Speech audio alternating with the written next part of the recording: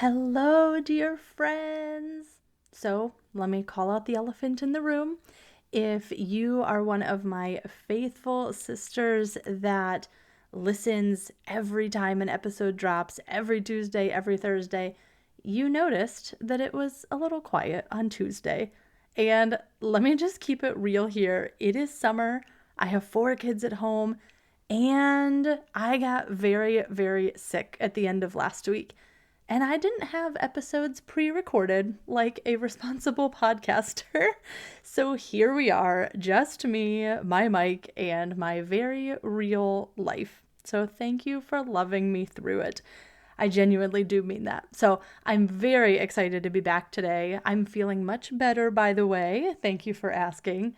I'm very excited to be back, and I want to talk with you today about closeness, specifically the science behind it and the simplicity of it. And I want to give you 5 practical ways to start rebuilding this closeness at home. So grab a notebook and pencil and let's go. Do you ever find yourself Googling, how do I stop thinking about him? Or have you ever started your day determined to keep no contact, only to feel pulled right back into the same patterns and shame? Welcome to Intimacy After Infidelity. You're not crazy for feeling this way. I'm Christina Joy, and I've been exactly where you are. I know what it feels like to be overwhelmed by shame and wonder if dignity and peace are actually possible for you. I tried to fix myself by trying harder and committing to more self-control, but what I actually needed was healing from Jesus, who met me in the middle of it all. And that's what this podcast is here to help you do too. In this space, we heal the soul, heart, mind, and body, and we talk about the real things like longing, grief, shame, and confusion. So take a deep breath, friend. You are safe here. Hey, sister, before we jump into the notes for today, I just want to mention something that might be underneath the topic of today's episode. Maybe you find yourself doing all the right things. You are showing up, you are trying, you are choosing your marriage every day, even when it's hard and awkward and nothing feels natural yet. And you're probably doing it alone. Hopefully not, but maybe. You're probably doing it without anyone who truly understands the weight of being the one who caused harm and is now also trying to heal. Friend, I know that that is exhausting, and it's lonely in a way that's hard to explain to someone who hasn't been there before. And so, friend, I just want you to know that the Encounter Retreat that I'm hosting exists exactly for that. September 25th through 27th in Panama City Beach, Florida. 10 women are getting together in a beautiful beach house, and it's a Jesus-centered weekend where you don't have to explain yourself before you can be known. And I want to tell you, I have special early bird pricing that is available through Friday, July 3rd, one more week. So if you have been sitting on this, now is the time to reach out. Let's have a conversation, see if this is a right fit for you, and let's talk about us getting to meet each other in Florida. I'm so excited. So send me an email with the word retreat, and let's talk before that deadline passes on July 3rd. More details are in the show notes. All right, so jumping in today, I want to say something about this first because I know you, my listeners, and I know that you come from many different places in your stories. Today's episode is primarily for the woman who is still in her marriage and actively working towards rebuilding her closeness, repairing with her husband. So if that's you, here's what we're doing today. However, I also want to just call it out that if your marriage is not in that spot right now, please don't tune out, because connection is connection. We're going to chat for a second about oxytocin. And oxytocin does not only show up in a marriage. It matters in your relationship with yourself, in your relationship with God, and with your friends and your community. The principles today apply more broadly than you might think. So I just wanted to give that caveat before we start. I'll be talking about marriage. However, this is still important for any connection, any relationship that you have in your life. Okay, so I just mentioned this word oxytocin, science word. So what is it and why does it matter? When you understand why something works, I think you're more likely to actually try it. So let's chat. Oxytocin is a hormone produced in the brain. It's specifically in the hypothalamus, if you've heard of that part of your brain, and it's released into the bloodstream and brain during moments of connection, touch, and trust.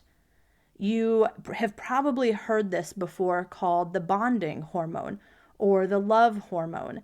Specifically, as mothers, we know about this because oxytocin is what's released between a mother and a baby. That's why they recommend having skin to skin contact if possible. And all of that is accurate, but it's a little more nuanced than that. Oxytocin does several things simultaneously. It reduces cortisol, which is your primary stress hormone, and it lowers blood pressure, and it increases feelings of trust and safety. So oxytocin quite literally makes your nervous system feel like it's okay to be close to another person. Here's why this matters in marriage repair specifically.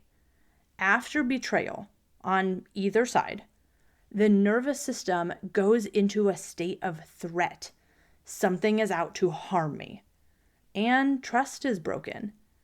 The body that used to feel safe near this person now carries guardedness, hypervigilance, or shutdown. You can't think your way out of that feeling. You can't just decide to feel close. Closeness has to be rebuilt at the cellular biological level. And it comes through one small, safe, repeated interaction at a time. And this is what oxytocin does. It's the brain, the neurological language of I'm safe with you and I can feel that. And it's rebuilt slowly and gently through specific kinds of contact and connection. Now, here's some good news. The 5 things that I'm about to share with you are actually very simple, and they are free, and they do not require your marriage to be fixed before you can start using these. So, one more note before I give you these 5 tips for today. I want to talk 1 second too about the internal posture that makes these work. Because I can give you these 5 things and you can do them, but if you do them from the wrong motive or the wrong attitude or the wrong posture, it's going to hit different. It's still not going to feel right. I had a private client who actually taught me something about this. It was beautiful. She could teach a class on this because as she was healing, as we were working together, she became exceptionally good in her marriage at letting her yes be yes and her no be no. For example, if her husband asked for intimacy one night and she genuinely wasn't in it, she said no, kindly and clearly and without guilt. And because she did that consistently, when she said yes, he could trust it was a real yes. When she initiated a date night, he knew that she truly was going to be present for it. So her authenticity became the foundation of his trust in her. And it started with her being honest, not performing closeness that she didn't actually feel, and also not withholding closeness she did feel out of some misplaced sense that she didn't deserve to want it. Here's the thing you can always control, regardless of where your husband is in his healing. You can always control yourself, your attitude, your actions, your honesty. You can't manage whether he's more guarded or whether he's overwhelming you. But you can show up as the woman whose yes is yes, and let that consistency do the slow, steady work. Okay, that's the heart posture. Now, here are the 5 ideas. Number 1, a 20-second hug. And this one sounds almost too simple, but the research behind this one is remarkable. A hug that lasts at least 20 seconds triggers a sustained release of, you guessed it, oxytocin. Most hugs, like, the quick, just high and by kind, they might last about 3 seconds. That is not enough time for the bonding chemistry to activate. You have to stay in it. 20 seconds, let me tell you, feels very long at first. It's almost really awkward. But that awkwardness is actually your nervous system recalibrating. Who knew? So stay in it anyway. And if a full embrace feels like too much right now, maybe it's a hand on the shoulder, or sitting close enough so that your arms are touching, or maybe it's just holding hands for a few minutes. These all activate the same system at just a different threshold. So start where you are, not where you think you should be. Again, if a hug feels impossible, if you feel alarm bells going off in you as I'm talking, don't start with a hug. Start with something less threatening to your system and work from there. I remember after I confessed the affair to my husband, I remember he wanted me to be so close to him constantly, touching, present, connected. And honestly, I remember telling a friend at the time, I felt smothered. I wasn't ready for all of that. And I carried shame that I wasn't ready for it. Like, I should want to cuddle. And I felt like wanting space made me a bad person on top of what I had already done. But what I know now is that my nervous system was really dysregulated at that time. And I needed to regulate and find safety before I could receive that closeness. So I'm telling you that because I just want to normalize this, that if touch feels like too much right now, it's information, not failure. It is information. Start with wherever you are, whatever feels comfortable to you, or maybe just 1% uncomfortable, and then start working towards that. Okay, tip number 2, thing you can do at home, some sustained eye contact.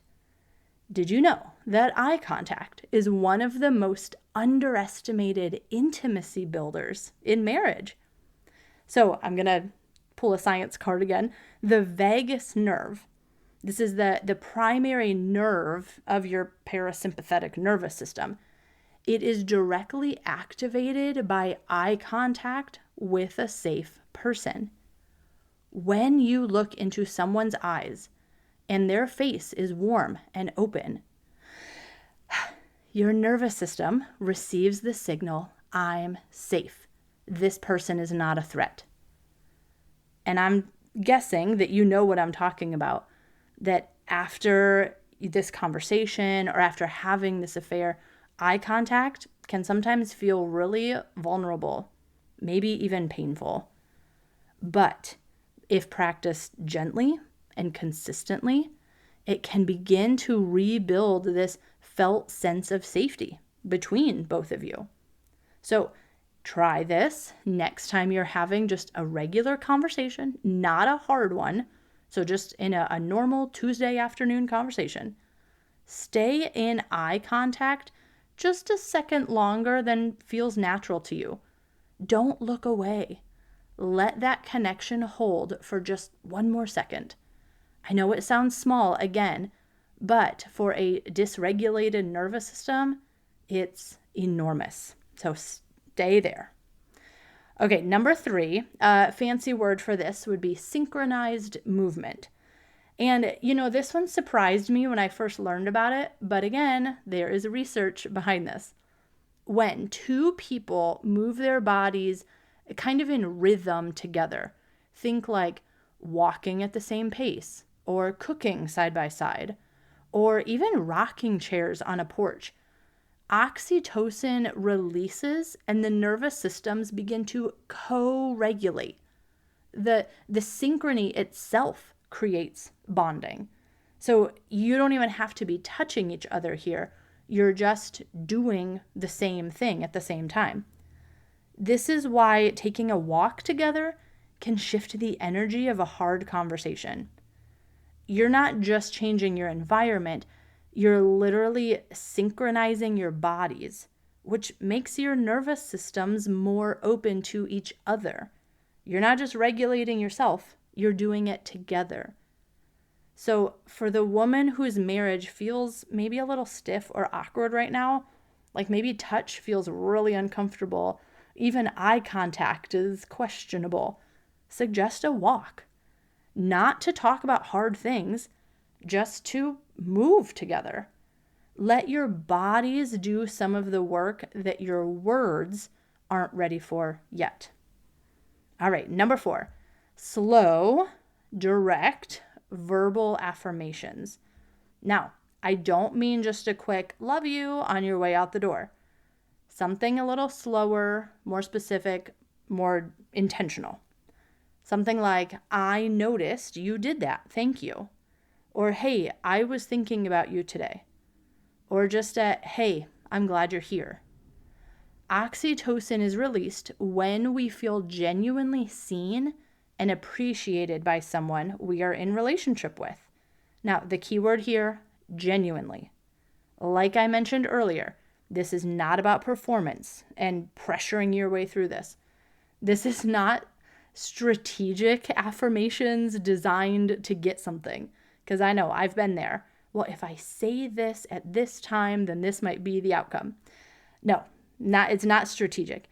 It's honest acknowledgement. And it's said slowly enough to land. Again, you can't control if your husband's going to receive this or not, but you can present it in a genuine, honest way. Your voice in the marriage matters. We've talked about this. And I know that many women go quiet after an affair. They stop sharing their experience. They stop naming what they noticed. They stop taking up relational space because they don't feel entitled to it. But friend, your voice matters. And here, your words of affirmation towards your husband, they're part of your healing too. Not because you owe him anything, but because speaking love out loud reconnects you to the love that you're trying to rebuild. Your words will change his nervous system and yours too.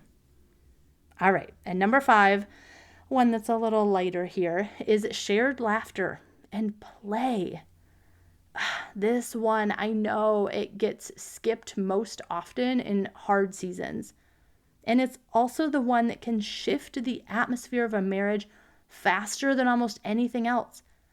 Laughter releases oxytocin and dopamine and endorphins simultaneously. Shared laughter, like laughing together at something, creates a moment of genuine co-regulation and connection that bypasses the guardedness that you might be carrying. Let's be honest, both of you have your guards up. But when you're doing something together that brings laughter, it bypasses that guard and it brings connection. Now, this does not mean forcing fun when nothing feels funny. What it means is being willing to let a light moment, just let it be light. Don't rush past it back into the weight of everything. So if your kids say something funny or do something funny, or if there is something genuinely funny on TV, laugh at it and notice it and just sit there. Do not try to rush back into the heavy conversations that you're used to having. Let yourself laugh with him. and notice what it does to the space between you. So, can you watch something funny together? Can you play a game with your kids and just let yourself be silly? Can you find one thing that is genuinely amusing about your shared life and say it out loud?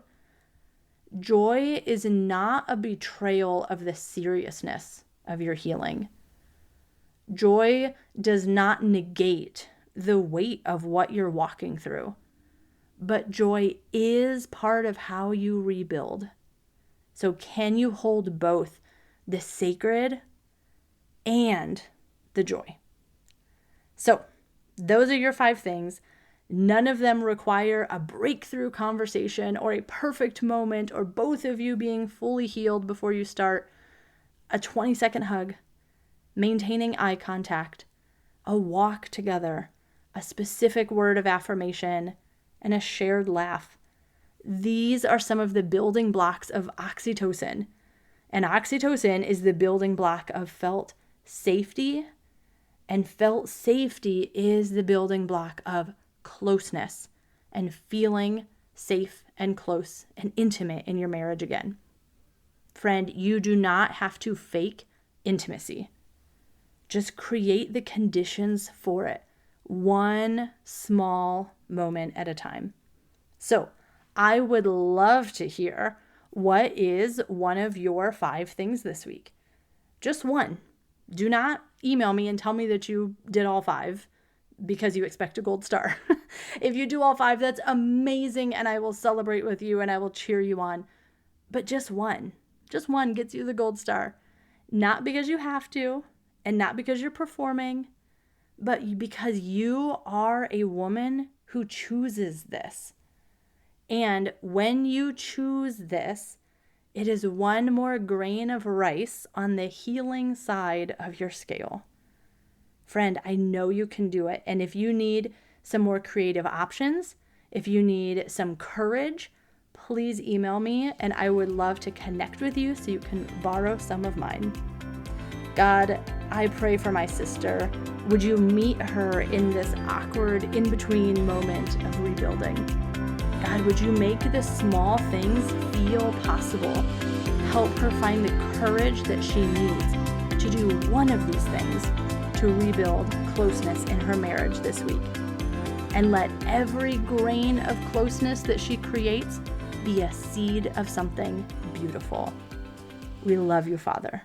Amen.